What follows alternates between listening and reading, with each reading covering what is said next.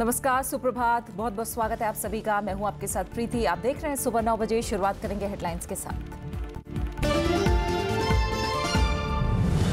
उद्योग जगत ने आर्थिक सर्वेक्षण के अनुमानों को बताया प्रेरक और उत्साहवर्धक। एसोचैम, सीआईआई और फिक्की ने की रोजगार, शिक्षा और कृषि के क्षेत्र पर सरकार के विशेष ध्यान की तारीफ। 2018-19 में 7 से 7.5% विकास दर के साथ भारत के दुनिया की सबसे तेज अर्थव्यवस्था बनने की उम्मीद।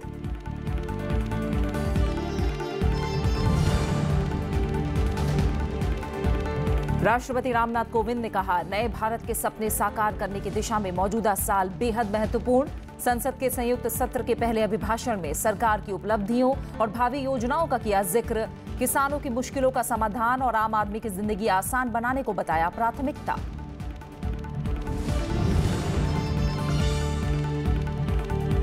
प्रधानमंत्री नरेंद्र मोदी ने कहा, किसान, मजदूर और दलितों समेत सबके सपने पूरे करने वाला होगा आम बजट। देश के विकास को मिलेगी नई ऊर्जा।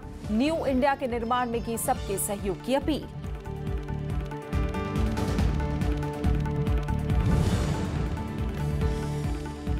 राष्ट्रपिता महात्मा गांधी को उनकी पुण्यतिथि पर देश कर रहा है याद। राष्ट्रपति, उपराष्ट्रपति और प्रधानमंत्री ने किया नमन। समाधि स्थल राजघाट पर थोड़ी देर में प्रार्थना सभा में होंगे शामिल।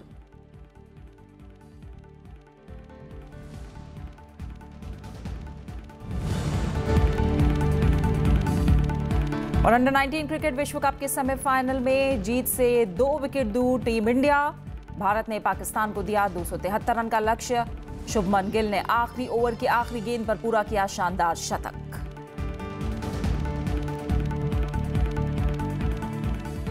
और आइए खबरों पर विस्तार से नजर डालते हैं। संसद के दोनों सदनों में सोमवार को आर्थिक सर्वेक्षण पेश हुआ। इसमें कहा गया है कि नोटबंदी और जीएसटी के बाद अर्थव्यवस्था फिर रफ्तार पकड़ने लगी है। इससे चालू वित्त वर्ष में विकास दर 6.75% रहेगी, जो अगले वित्त वर्ष में और बढ़कर 7.5% तक जा सकती है।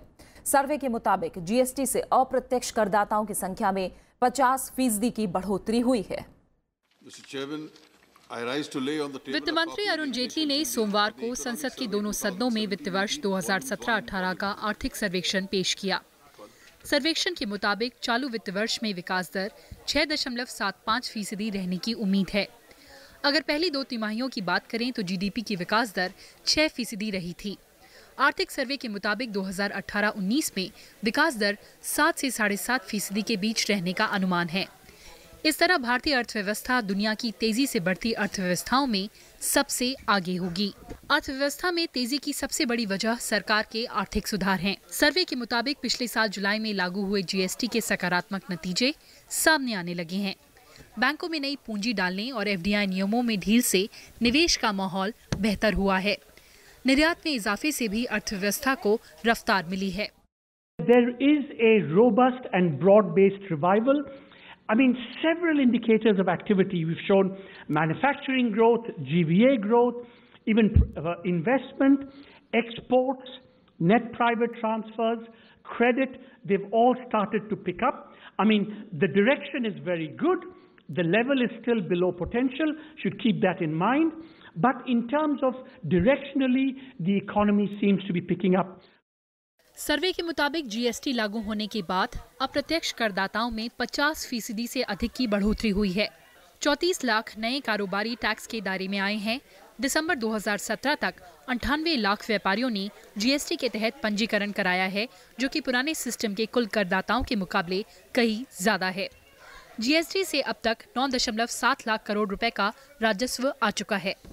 GST revenues are growing at about 12% and the buoyancy is well above historical. So for the early experience of such a transformative change is already providing fairly buoyant revenues. So I think the promise going forward is very good. देशों में जिसमें GST लागू हुआ उसमें कम से कम 2 साल लग जाते हैं इसको करने में। हमने बहुत जल्दी इसको पूरा स्टेबलाइज कर लिया और मेरा पूरा यकीन है कि इस साल में 2018-19 में आप देखेंगे कि जीएसटी के रेवेन्यू में काफी बड़ा इंक्रीज आएगा। कलेक्शन अब बढ़ रहा है, जिस प्रकार से रिटर्न्स बढ़ रहे हैं उसी आधार पर जीएसटी का कलेक्शन बढ़ रहा है। जिस प्रकार से वो किया गया है, हम लोग निश्चित रूप से उसको अचीव करेंगे। आर्थिक सर्वेक्षण में कहा गया है कि नोटबंदी से घरेलू बचत में बढ़ोतरी हुई है। चालू वित्त वर्ष में सेवा क्षेत्र 8.3% की दर से बढ़ सकता है। वहीं औद्योगिक विकास दर 4.4% रहने का अनुमान है। हालांकि कृषि 2.1% की दर से ही बढ़ेगा। इन अच्छे आंकड़ों से वित्त मंत्री के पास बजट में आर्थिक सुधारों के लिए पर्याप्त मौके हैं। वर्ल्ड बैंक और IMF जैसी इंटरनेशनल एजेंसीज पहले ही भारत की आर्थिक क्षमता पर विश्वास जता चुकी हैं और आज इकोनॉमिक सर्वे ने भी साफ कर दिया है कि भारत दुनिया की बेस्ट परफॉर्मिंग इकोनॉमीज में से गिना जा सकता है, क्योंकि पिछले 3 साल में एवरेज ग्रोथ रेट 4% रहा है, जो कि ग्लोबल ग्रोथ रेट से ज्यादा है। दिल्ली से कैमरा पर्सन विजय सिंह के साथ कृति मिश्रा, राज्यसभा टीवी। कारोबार जगत ने आर्थिक सर्वेक्षण को व्यवहारिक बताते हुए कहा है कि इसमें कृषि, शिक्षा और रोजगार को प्राथमिकता वाले क्षेत्रों के रूप में पहचान की गई है। उद्योग जगत ने वित्त वर्ष 2018-19 के लिए 7 से 7.5% विकास दर के अनुमान को देश के आर्थिक विकास के लिए प्रेरक और उत्साहवर्धक बताया है। कारोबार जगत का मानना है कि आर्थिक सर्वेक्षण न्यू इंडिया के लिए दीर्घकालिक विजन प्रदान करता है, जो परिवर्तनकारी होने के साथ ही सामाजिक रूप से समावेशी भी है। उद्योग जगत ने आर्थिक सर्वेक्षण को व्यवहारिक और भविष्योन्मुखी बताया है। एसोचैम के अध्यक्ष संदीप जाजोदिया ने कहा कि आर्थिक सर्वेक्षण 2018 में सार्वजनिक क्षेत्र के बैंकों का बढ़ता NPA जैसी चिंताओं का समाधान करने और नई नौकरियां, कृषि और शिक्षा पर अधिक जोर देने की जरूरतों को रेखांकित किया गया है। इंफ्रास्ट्रक्चर ग्रोथ, डोमेस्टिक साइकिल का किक ऑफ होना एक सही तरीके से, ये चीजें बहुत हेल्प करेंगी जॉब क्रिएशन में। तो ये एक अच्छा इकोनॉमिक सर्वे ने भी पॉइंट आउट किया और गवर्नमेंट का खैर फोकस रहा ही है इस बात पे। तो इंडस्ट्री के लिए भी बहुत इंकरेजिंग है ये, क्योंकि क्या है, उससे डिमांड बढ़ेगा स्टील का, सीमेंट का और बहुत सारी चीज़ों का, रिलेटेड आइटम्स के। तो इंडस्ट्री के लिए एक बहुत अच्छा पॉजिटिव वो है। भारतीय उद्योग परिसंघ CII के महानिदेशक चंद्रजीत बनर्जी ने कहा कि ये सर्वेक्षण आने वाले सालों में वृद्धि के लिए सकारात्मक गति और तेजी से विकास के लिए नए विचार प्रदान करता है। हम जो देख रहे हैं कि हमारी इकोनॉमी एक स्ट्रॉन्ग विकेट पर है। अभी आगे जाते हुए नेक्स्ट ईयर का जो ग्रोथ हमने फोरकास्ट किए हैं इकोनॉमिक सर्वे में हमने देखे हैं कि वो काफ़ी हमारे जो हम जो बातचीत कर रहे थे इंडस्ट्री में उसका साथ सिंक्रोनाइज करते हैं। 2-3 साल से जो हम रिफॉर्म्स देख रहे हैं उसका रिज़ल्ट हम देख रहे हैं और आगे जाते हुए हम एक्सपेक्ट करेंगे कि GST का स्टेबलाइजेशन वो वर्क करे जो इकोनॉमिक सर्वे ने बोले हैं। आर्थिक सर्वेक्षण 2018 पर प्रतिक्रिया देते हुए PhD chamber of commerce and industry के अध्यक्ष अनिल खेतान ने कहा कि रोजगार, शिक्षा और कृषि के क्षेत्र पर सरकार का विशेष ध्यान है, जिससे स्थायी आर्थिक विकास को बढ़ावा मिलेगा। गवर्नमेंट मेरे हिसाब से 3 एरिया में काफ़ी इन्वेस्टमेंट करेगी, जिससे कि एम्प्लॉयमेंट जनरेशन होगा और कंपनी की वैल्यू एडेड, जिसे हम GVA कहते हैं या GDP कहते हैं, बढ़ेगी। और वो 3 सेक्टर है, एक तो लघु उद्योग MSME सेक्टर, दूसरा है एग्रीकल्चर और तीसरा है इंफ्रास्ट्रक्चर। फिक्की के मुताबिक देश ने 2017-18 में प्रमुख संरचनात्मक सुधार देखा, जिनमें GST, दिवालिया संहिता और बैंक का पुनर्पूंजीकरण प्रमुख हैं, जिससे आने वाले सालों में अर्थव्यवस्था को रफ्तार मिलेगी। Bureau report, Rajya Sabha TV. और आर्थिक सर्वेक्षण पर राजनीतिक दलों ने मिली-जुली प्रतिक्रिया दी है। कांग्रेस अध्यक्ष राहुल गांधी ने आर्थिक सर्वेक्षण रिपोर्ट आने के बाद केंद्र सरकार पर तंज कसा है। उन्होंने ट्वीट करके कहा कि GDP में गिरावट, कृषि और रोजगार निर्माण में गिरावट जैसे छोटे-मोटे झटकों को छोड़ दें तो अच्छे दिन यही हैं। वहीं केंद्र सरकार के मंत्रियों और बीजेपी ने आर्थिक सर्वे के अनुमानों को सकारात्मक बताया है। ये जरूर है कि हमारी अर्थव्यवस्था अच्छी तरह से वृद्धि कर रही है। हमने देखा है कि अलग अलग जो पैरामीटर्स है, हर पैरामीटर में हम लोग वृद्धि देख रहे हैं। तो आने वाले दिनों में भी 2018 साल में आर्थिक दर अच्छा रहेगा। ये एक जो अनुमान दिखाया जा रहा है उसमें आपको चुनौतियां नजर आती हैं और इसका कोई समाधान सरकार ने नहीं सुझाया कि क्या किस तरह से होगा। आर्थिक सर्वेक्षण में अर्थव्यवस्था की अच्छी तस्वीर पेश की गई है, लेकिन राह उतनी भी आसान नहीं है। जो आंकड़े सामने आए हैं उससे जाहिर होता है कि जिस तेजी की उम्मीद की जा रही है उसे पाने के लिए सरकार को वित्तीय अनुशासन का पालन करना जरूरी होगा। आर्थिक सर्वेक्षण में विकास को लेकर बड़ी आशाएं हैं, लेकिन इनमें चुनौतियां भी हैं। सर्वेक्षण के मुताबिक लोग बचा तो रहे हैं, लेकिन ये बचत निवेश में नहीं बदल रही है। साथ ही प्रत्यक्ष कर संग्रह के मामले में भारत अपनी जैसी दूसरी अर्थव्यवस्थाओं से पीछे है। We find that since November 2016, there's been a big increase in individual income tax filers of about 1.8 million new and additional over and above trend growth. The number of GST taxpayers has increased by about 50%, and there's also been some, nice boost to individual income tax collections. कच्चे तेल की बढ़ती कीमतें भी चिंता की बड़ी वजह हैं। पिछले साल के मुकाबले चालू वित्त वर्ष की पहली 3 तिमाहियों में कच्चे तेल की कीमत डॉलर के हिसाब से 16% बढ़ी है। सर्वे के मुताबिक अगर कच्चे तेल की कीमतें और बढ़ी तो सरकार को मुश्किलों का सामना करना पड़ सकता है। If oil prices remain at current levels, I think there will be challenges. We know a rule of thumb, every $10 increase in the price of oil, GDP growth comes down by about 0.2 to 0.3%. The current account deficit rate by about, again, 0.4 percentage points of GDP, $10 billion. Inflation will be higher also by about 0.2, 0.3%. So I think we need to watch oil prices very carefully. सरकार के लिए खेती बाड़ी भी चिंता का विषय है। सर्वेक्षण के मुताबिक कृषि में पिछले साल के मुकाबले खास बढ़त देखने को नहीं मिलेगी। कृषि की विकास दर 2.1% ही रहने का अनुमान है, जिससे ग्रामीण क्षेत्र में मांग घट सकती है और इसका असर संबंधित सेक्टरों पर पड़ सकता है। I think that in some ways, my own view is that the government doesn't have to do anything new and radical, etc. Just finishing what it has started already would be, I think, a very ambitious and a very fantastic agenda to complete. Supporting agriculture, because we know there are stresses in the agricultural sector, which are described in the economic survey. अगर सर्वे को दिशा निर्देश के रूप में देखा जाए तो सरकार को कृषि क्षेत्र पर खास ध्यान देने की जरूरत है। दूसरी तरफ सरकारी बैंकों का एनपीए भी एक बड़ी समस्या है, लेकिन सरकार के पास मौका है। आर्थिक मोर्चे पर तेजी बनाए रखने के लिए सरकार को सुधारों की गति और तेज करने की जरूरत है। इकोनॉमिक सर्वे में कहा गया है कि सरकार ने सोशल इंफ्रास्ट्रक्चर जैसे कि हेल्थ और एजुकेशन पर काफी ध्यान दिया है। स्वच्छ भारत अभियान से भी हेल्थ इंडिकेटर्स में काफी इंप्रूवमेंट हुआ है। हालांकि अभी भी चाइल्ड और मैटरनल मालन्यूट्रिशन एक बड़ी समस्या है। दिल्ली से कैमरा पर्सन विजय सिंह के साथ कृति मिश्रा, राज्यसभा टीवी। राष्ट्रपति रामनाथ कोविंद ने कल संसद के दोनों सदनों की संयुक्त बैठक को संबोधित किया। इसी के साथ बजट सत्र की शुरुआत हो गई है।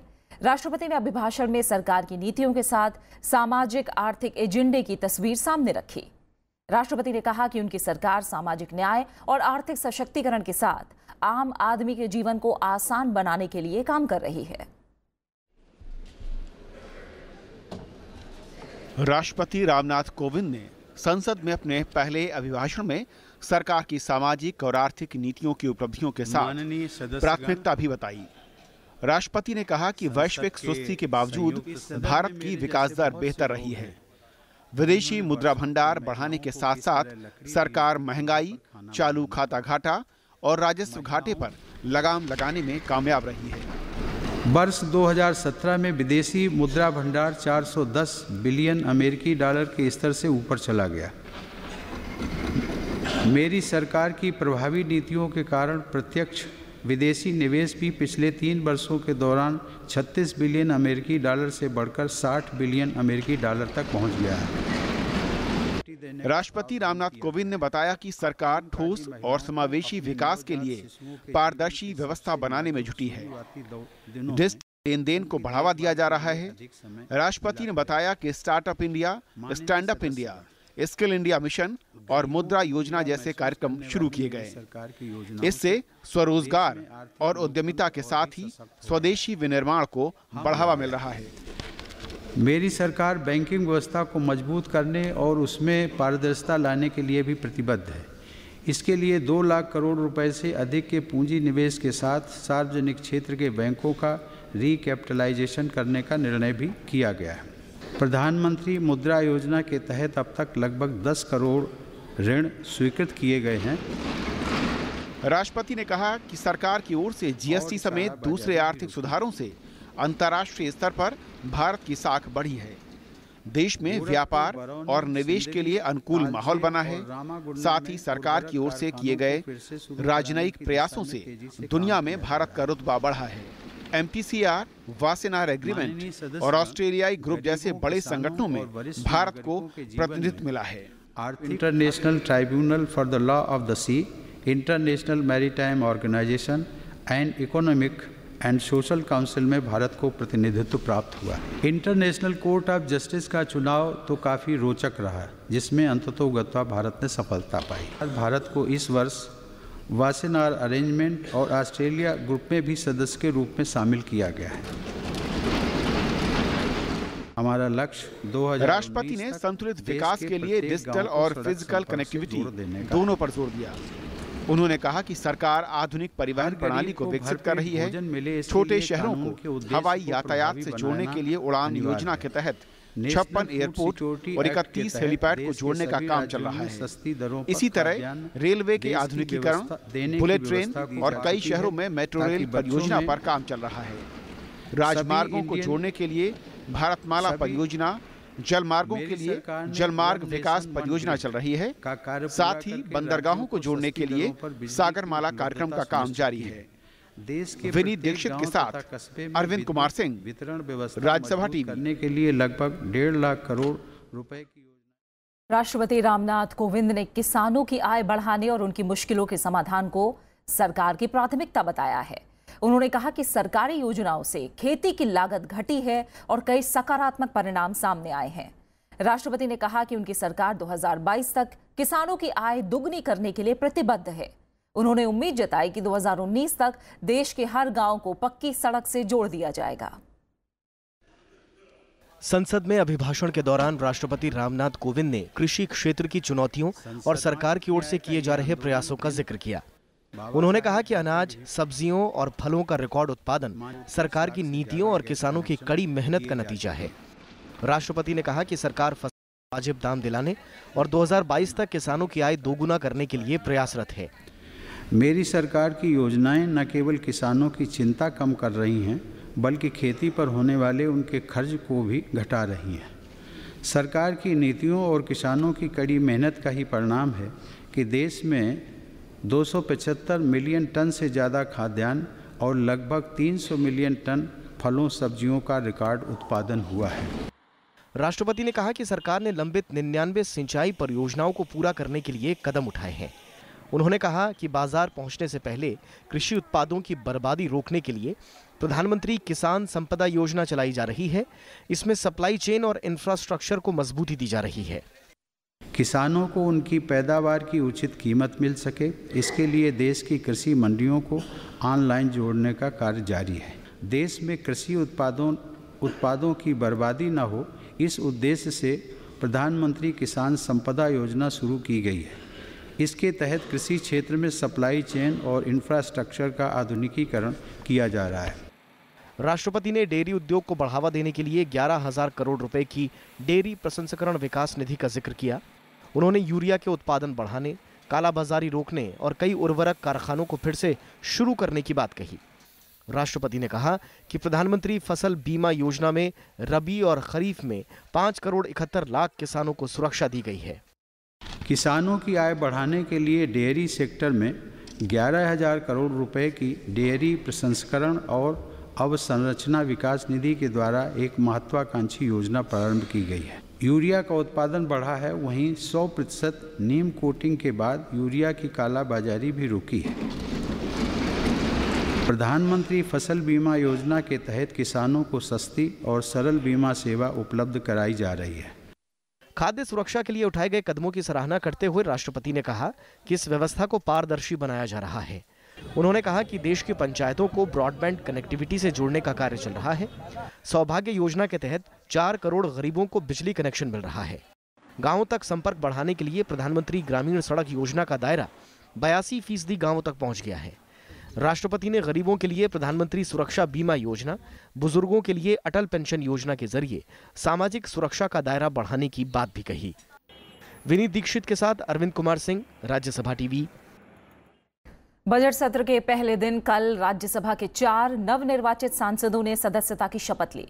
इनमें शहरी और आवास मंत्री हरदीप सिंह पुरी, आम आदमी पार्टी के नेता संजय सिंह, नारायण दास गुप्ता और सुशील कुमार गुप्ता शामिल हैं। हरदीप पुरी उत्तर प्रदेश से बीजेपी के टिकट पर निर्वाचित हुए हैं। वहीं आम आदमी पार्टी के 3 सदस्य राष्ट्रीय राजधानी क्षेत्र दिल्ली से निर्वाचित हुए हैं। नवनिर्वाचित सदस्यों को सभापति एम वेंकैया नायडू ने बधाई दी। साथ ही अन्य सदस्यों ने मेज थपथपाकर नए सदस्यों का स्वागत किया। भारतीय संसदीय ग्रुप यानी आईपीजी ने 5 सांसदों को उत्कृष्ट सांसद पुरस्कार से सम्मानित करने का निर्णय लिया है। वर्ष 2013 के लिए यह पुरस्कार डॉक्टर नजमा ए हेपतुल्ला को मिलेगा। नजमा हेपतुल्ला फिलहाल मणिपुर की राज्यपाल हैं। वो लंबे वक्त तक राज्यसभा की सदस्य रही हैं, साथ ही केंद्र में मंत्री भी रही हैं। वर्ष 2014 के लिए उत्कृष्ट सांसद का पुरस्कार हुक्मदेव नारायण यादव को मिलेगा। वो फिलहाल लोकसभा में बीजेपी के सांसद हैं। इसके अलावा साल 2015 के लिए यह पुरस्कार राज्यसभा सांसद गुलाम नबी आजाद को देने का फैसला हुआ है। गुलाम नबी आजाद फिलहाल राज्यसभा में नेता विपक्ष हैं। साथ ही 2016 के लिए उत्कृष्ट सांसद का पुरस्कार दिनेश त्रिवेदी को मिलेगा। वो फिलहाल लोकसभा में तृणमूल कांग्रेस के सांसद हैं। वर्ष 2016 के लिए ये पुरस्कार वर्ष 2017 के लिए ये पुरस्कार लोकसभा सांसद भृतहरि मेहताब को मिलेगा। मेहताब फिलहाल बीजेडी से सांसद हैं।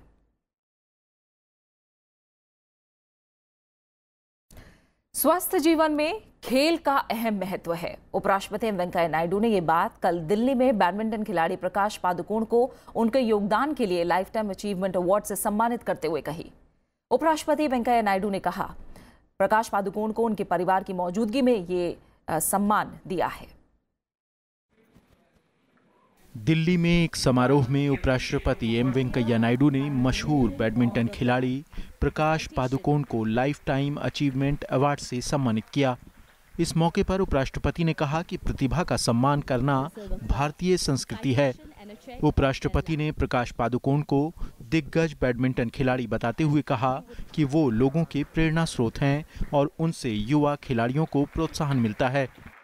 बैडमिंटन के प्रति अपने लगाव का इजहार करते हुए उपराष्ट्रपति ने कहा कि ये खेल स्वास्थ्य को बनाए रखने में अहम योगदान देता है। भारतीय संस्कृति जिसको हम कहते हैं, पुरातन पद्धति हमारा पूर्वजों ने जिया और दिया, विरासत में हमको मिला। वो पद्धति ऐसा है, प्रतिभा पुरस्कार। जहाँ प्रतिभा है वो प्रतिभा को पहचान के उसको पुरस्कार करना। wherever there is some talent and merit, you have to identify it, you have to promote it, you have to respect it, and also you have to felicitate. Why this felicitation?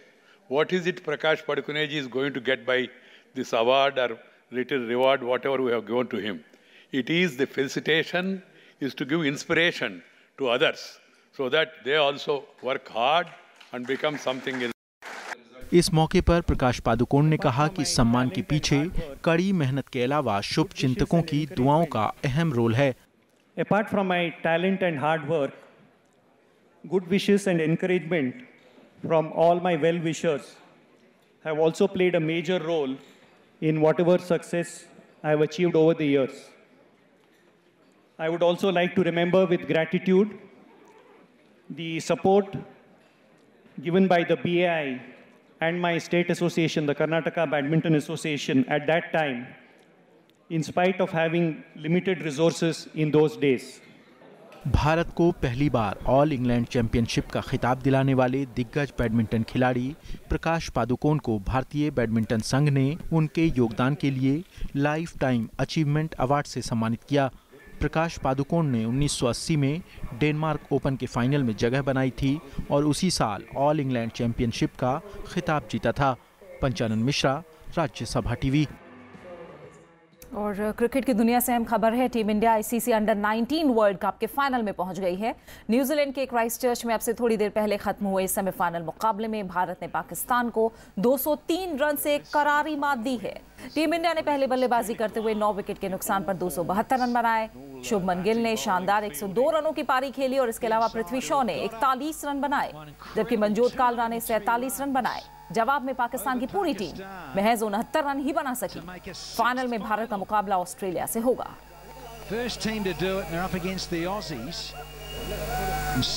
और बात खास शख्सियत की। देश आज राष्ट्रपिता महात्मा गांधी की 70वीं पुण्यतिथि पर उन्हें याद कर रहा है। इस मौके पर बापू की समाधि राजघाट पर विशेष प्रार्थना सभा का आयोजन किया गया है, जहां सर्वधर्म प्रार्थना सभा में कई हस्तियां शामिल हो रही हैं। अब से कुछ देर में राष्ट्रपति रामनाथ कोविंद, उपराष्ट्रपति एम वेंकैया नायडू, प्रधानमंत्री नरेंद्र मोदी समेत कई हस्तियां राजघाट पर बापू को श्रद्धा सुमन अर्पित करेंगी। राष्ट्रपति रामनाथ कोविंद ने ट्वीट करके राष्ट्रपिता महात्मा गांधी के योगदान को याद किया है।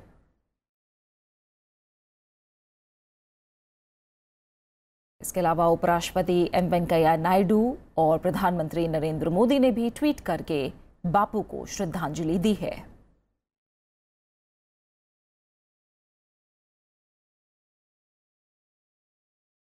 और एक नजर राष्ट्रपिता महात्मा गांधी के राजनीतिक सफर पर।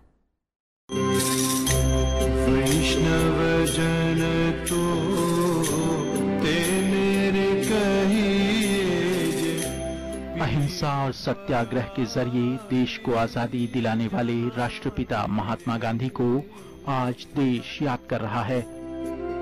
बापू के समाधि स्थल राजघाट पर विशेष प्रार्थना सभा का आयोजन किया गया है। महात्मा गांधी के नाम से मशहूर मोहनदास करमचंद गांधी का जन्म 2 अक्टूबर 1869 को गुजरात के पोरबंदर में हुआ।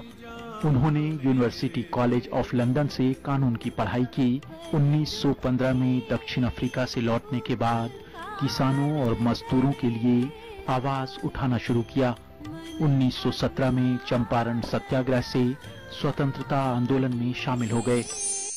I must ask you to believe me when I say that I have never made a statement of this description, that the masses of India, if it became necessary, would resort to violence. It is complete independence that we want. 1920 में उन्होंने असहयोग आंदोलन शुरू किया, लेकिन चौरी चौरा की घटना से दुखी होकर उसे वापस ले लिया। 1930 में उन्होंने सविनय अवज्ञा आंदोलन छेड़ दिया और दांडी से नमक सत्याग्रह की शुरुआत की। 1942 में उन्होंने करो या मरो के नारे के साथ भारत छोड़ो आंदोलन का बिगुल फूंक दिया। आखिरकार अंग्रेजों को भारत छोड़कर जाना पड़ा और 15 अगस्त 1947 को देश स्वतंत्र हो गया। आज ही के दिन 1948 में नाथुराम गोडसे ने महात्मा गांधी की हत्या कर दी। Bureau report, Rajya Sabha TV. राजधानी दिल्ली के विजय चौक पर कल बीटिंग द रिट्रीट की शानदार धुनों के साथ गणतंत्र दिवस समारोह का औपचारिक समापन हो गया। समारोह का समापन सारे जहां से अच्छा की धुन के साथ किया गया। आइए देखते हैं इसकी कुछ खास झलकियां।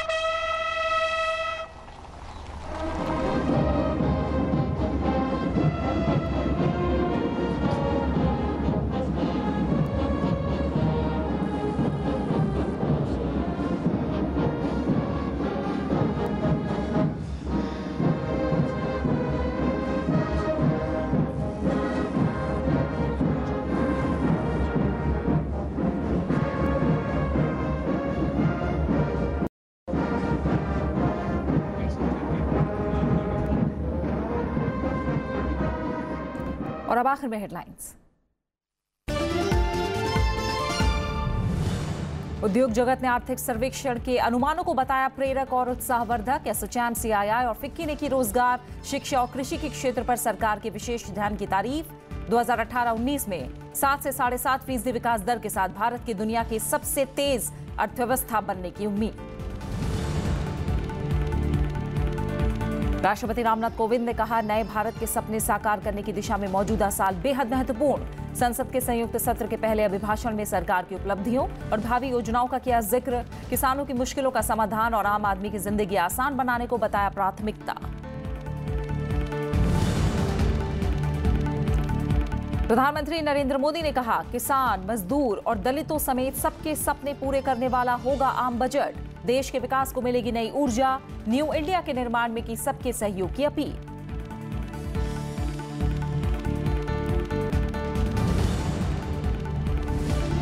राष्ट्रपिता महात्मा गांधी को उनकी पुण्यतिथि पर देश कर रहा है याद। राष्ट्रपति, उपराष्ट्रपति और प्रधानमंत्री ने किया नमन। समाधि स्थल राजघाट पर थोड़ी देर में प्रार्थना सभा में होंगे शामिल।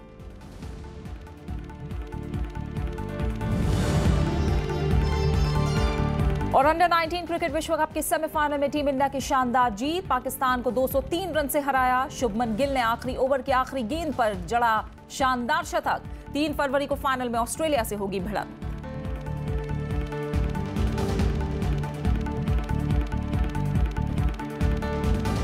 और इसी के साथ फिलहाल सुबह 9 बजे की खबरों में मेरे साथ इतना ही। आगे आप देख सकते हैं महात्मा गांधी पर हमारा कार्यक्रम विशेष। नमस्कार।